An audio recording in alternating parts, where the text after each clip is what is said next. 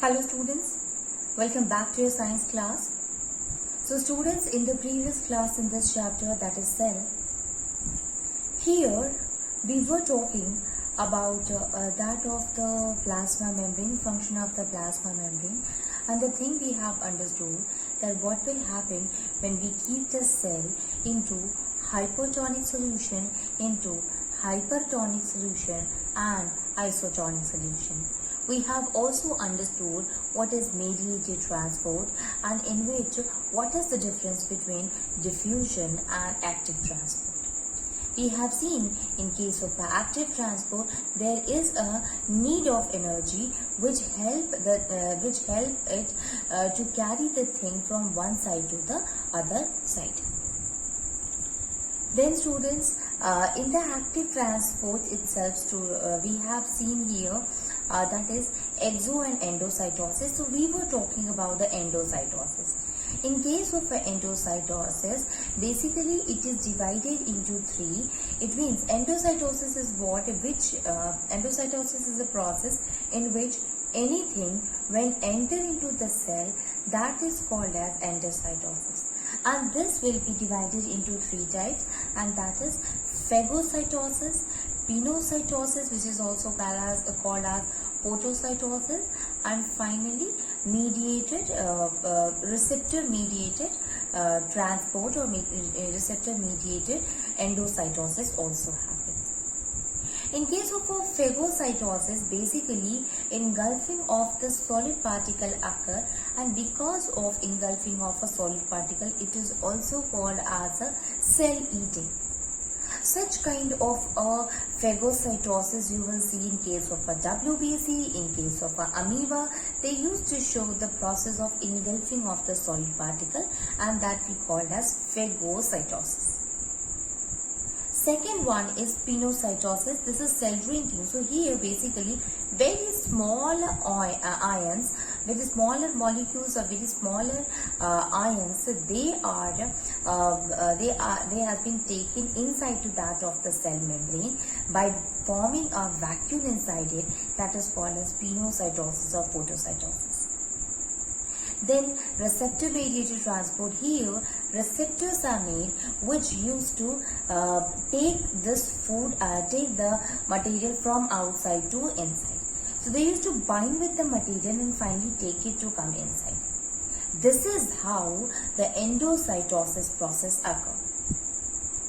Then we should move and see the exocytosis. Already I had told you about few things about exocytosis.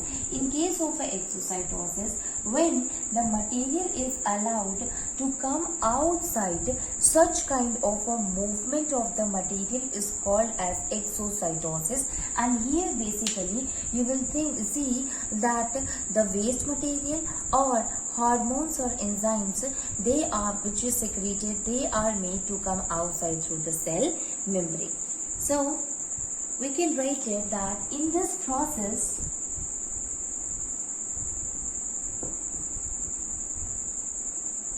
the undigested food material,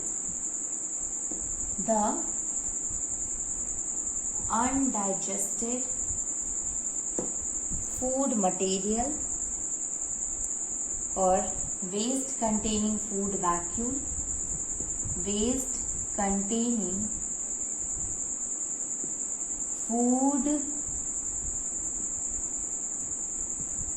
undigested waste containing food vacuole, all is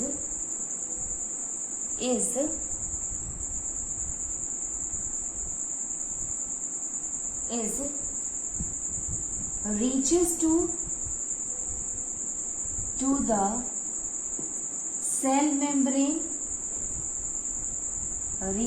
the cell membrane, and a passage is formed,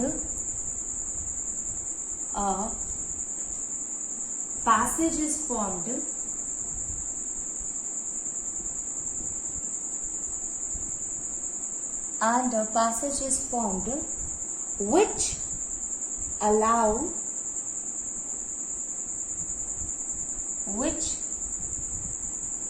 allow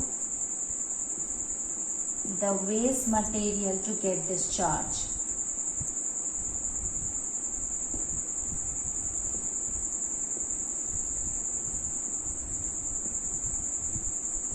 The waste material to get discharged outside the cell, outside the cell membrane. Okay, so a passage is formed here, student, in which suppose this is the cell membrane and this is the vacuole which consisting of the waste material in it. So this vacuole finally reaches to the plasma membrane. As it reaches to the plasma membrane, here at this point, students, they fuses with the plasma membrane like this. Okay, there are the cytoplasm is present, this consisting of the undigested waste material, and due to which one of the end of the cell get dissolved, and as it get dissolved, what will happen again? These waste material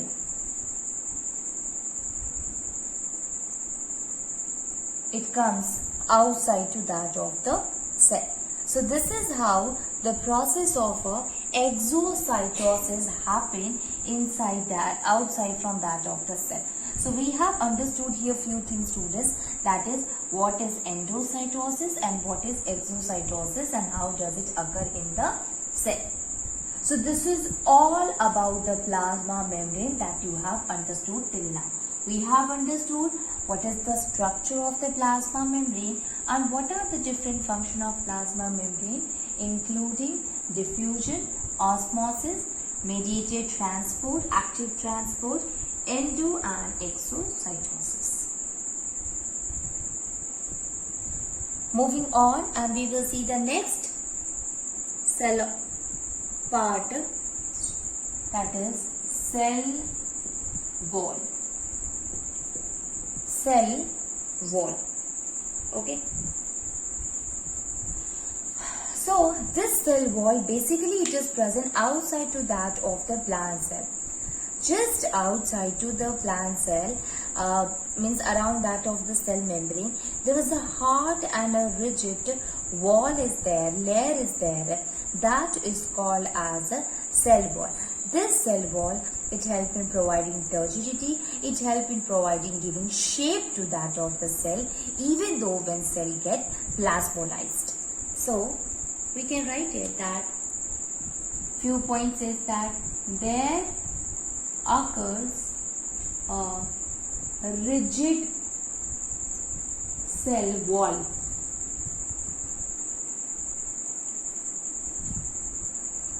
which lies outside the plasma membrane. There occurs a rigid cell wall which lies outside the plasma membrane, and this is what this cell wall is. What are the characteristics? It is non-living. Is non-living, freely permeable, freely permeable. It means it allows everything to pass through that of the cell wall. It is freely permeable and secreted by the cell to protect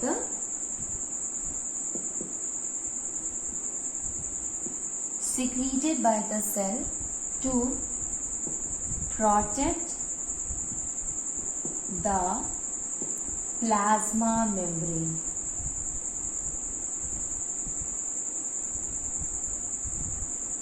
Secreted by the cell to protect plasma membrane.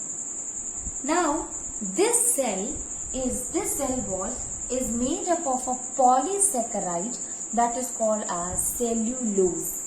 Okay, cell wall is made up of the carbohydrate, that is polysaccharide.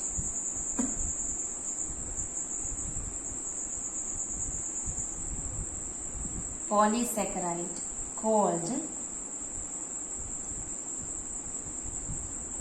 cellulose.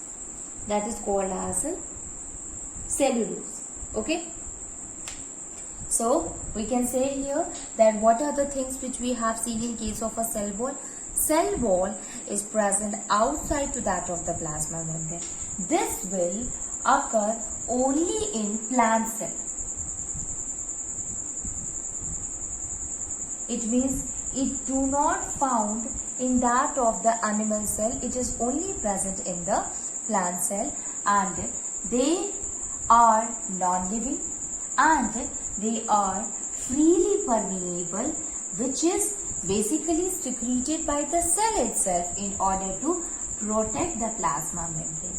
When you look at the structure, you will find that it is made up of a cellulose.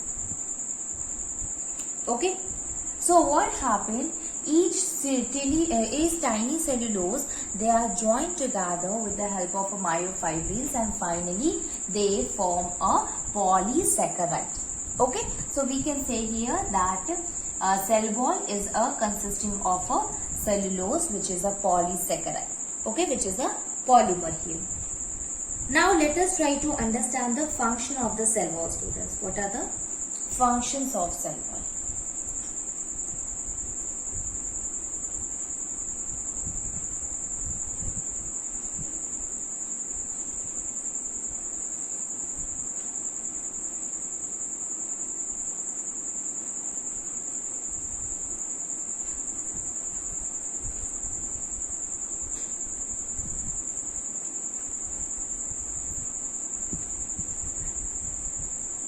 Function of cell wall.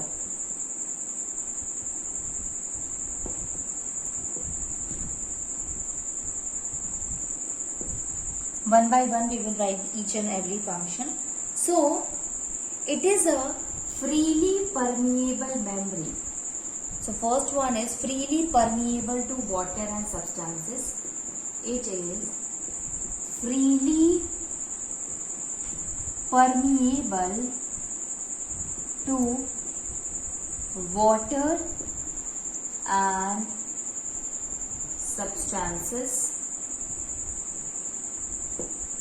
Freely permeable. So obviously if it is freely permeable, it means it allows everything to pass through it. Okay, freely permeable. Okay, second one is it permits the plant cell to become turgid. It permits the plant cell. It permits the plant cell to become turgid.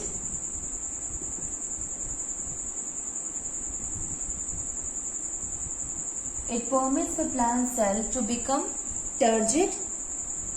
Why? Because as the water enters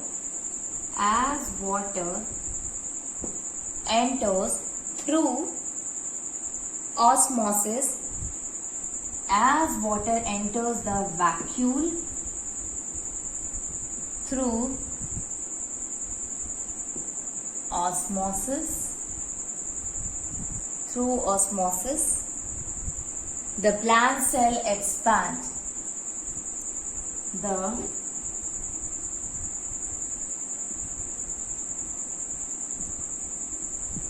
The plant cell expands, and this, so the plant cell expands and it will make it turgid. What happens, student? It permits the plant cell to become turgid.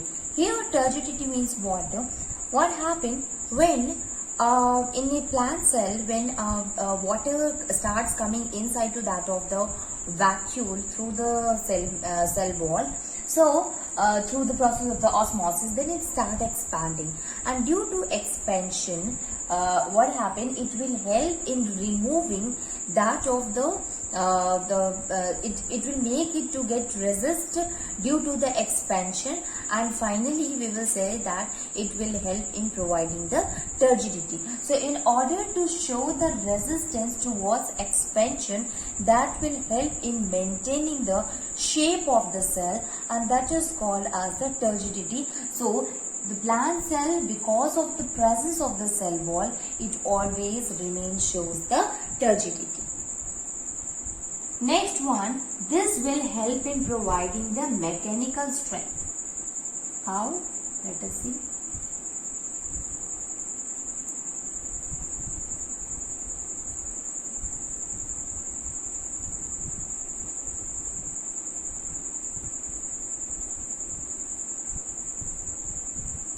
So, it provides mechanical strength to support the cell. It provides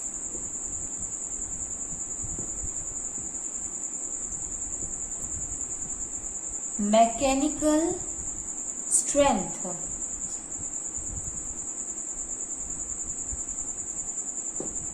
to support the cell. Mechanical strength to support the cell.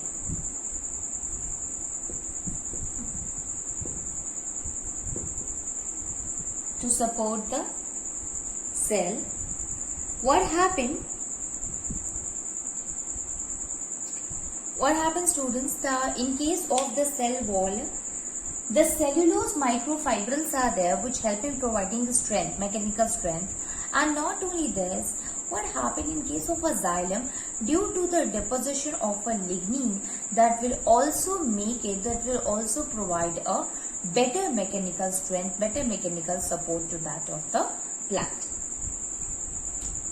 So, how? Because the cellulose microfibrils are very much strong, very strong. This is the first thing due to which we will say that it helps in providing mechanical strength. And the second thing, in addition,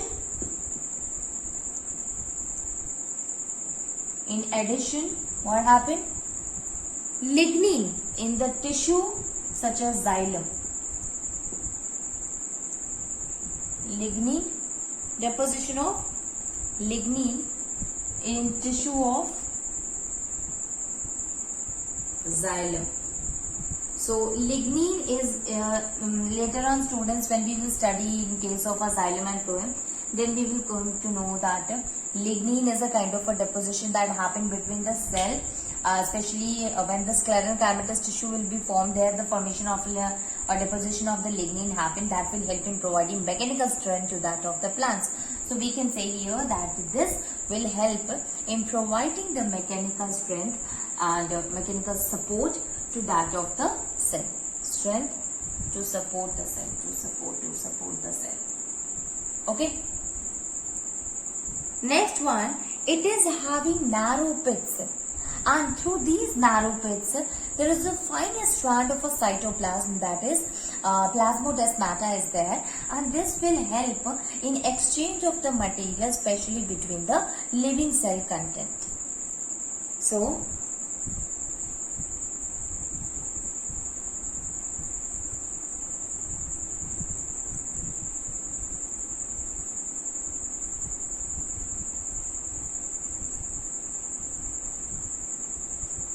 it is having, it has narrow pores,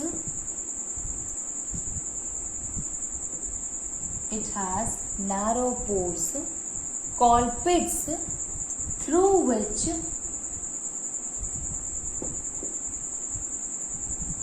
which is called as pits, through which fine strand of cytoplasm, fine strands of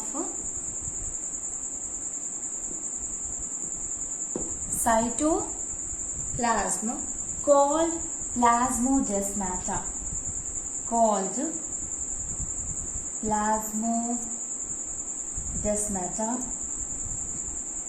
plasmodesmata are able to pass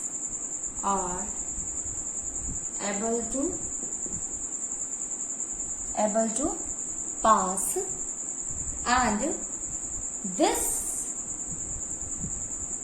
connection helps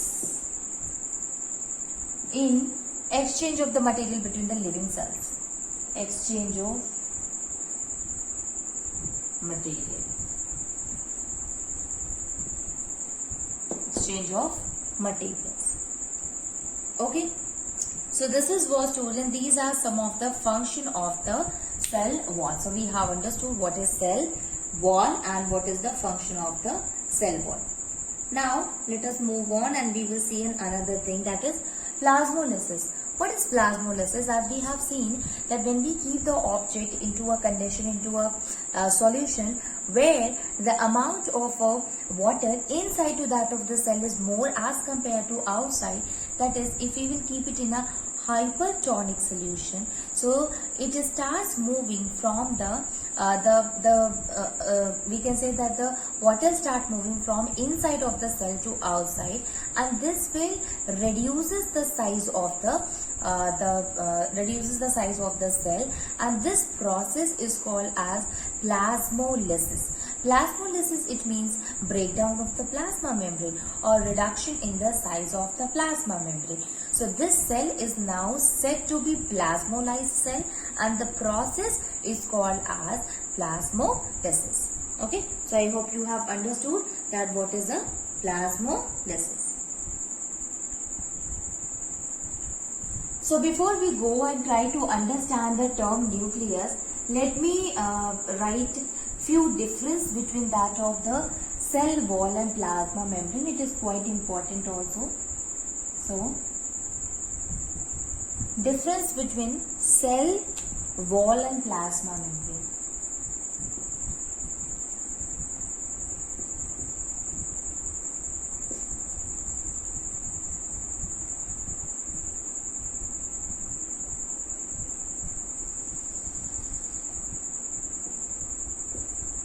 Cell wall and plasma membrane. First one is, it occurs in plant cell only. Occurs only in plant cell. Here occur in both plant as well as in animal cell. Occurs in both plants and animals. Occurs in both, that is plants and animals. Next one is, that is it occurs outside the cell. Okay, it occurs outside the cell. This will occur outside the cell and inner side of the plant cell. Outside the animal cell, inner side to plant cell, because outside to that of the plant cell is cell wall.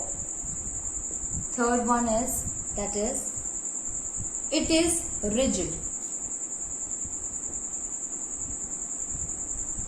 This one is flexible. It is flexible. Fourth one, that is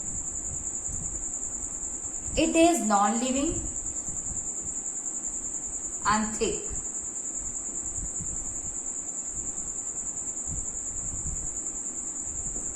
Non-living and thick. Here it is living cell. Okay, it is living and thin. Compared to that of the cell wall, yes, it is quite thick. Next one is, it helps in providing protection. Provides protection and support. It provides protection, strength to the cell. Here, in this case, it provides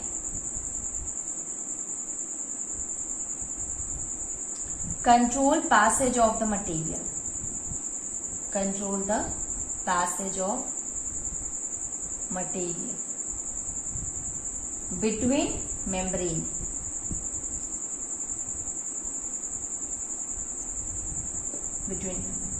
So this is what? This is some of the difference between that of the cell wall and plasma membrane, students. Okay. Moving on, and we will see the next type of organelle, or we can say next type of a part of that of the cell, and this is a very important part, student, which is the center of the part. In case of a plant cell, it is present at the side and it used to carry the genetic material inside it, that is called as nucleus. So we will going to study about the nucleus now.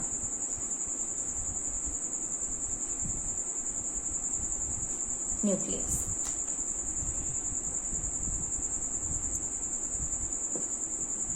What happened in case of a nucleus? So first of all, nature and occurrence.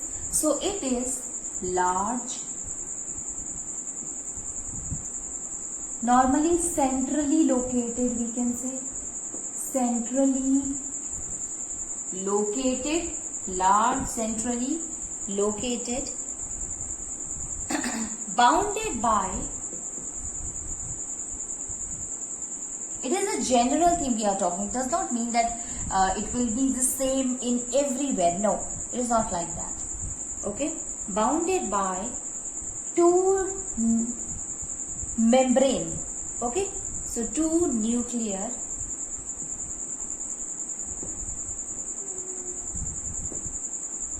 bounded by two nuclear membrane.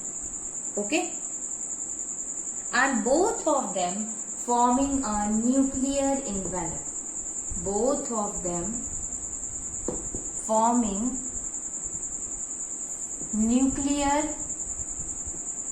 envelope. Both of them forming the nuclear envelope.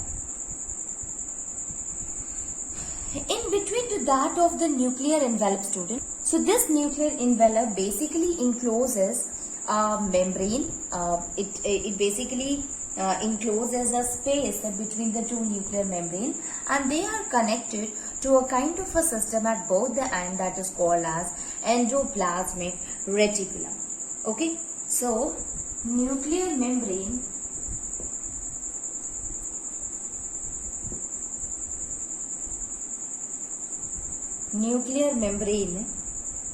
we can say nuclear envelope.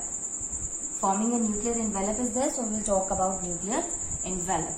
So nuclear envelope encloses a space between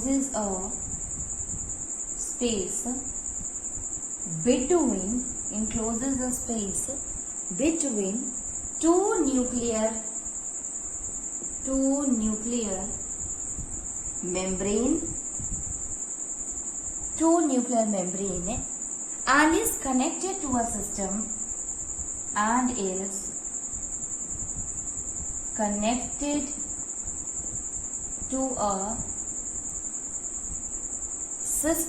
it is connected to a system of membrane called ER, that is endoplasmic reticulum. So basically what happened, actually there is a, in between to that there is a space, that is a covered by a membrane structure, that is called as nuclear membrane, and this nuclear membrane at the other side it is attached with a kind of a membrane system that is called as a endoplasmic reticulum. It means inside to that of the nuclear envelope there is a space present which is covered by a membrane structure, and both the end is connected to the endoplasmic reticulum. When you look at it, inside to that of the nuclear envelope, students, there are large pore is there, a lot of a pore is there, as well as a fluid is present inside it, which we called as a nucleoplasm. So here, the fluid which is present inside to that of the nucleus is nucleoplasm. Other thing we were going to discuss in the next class.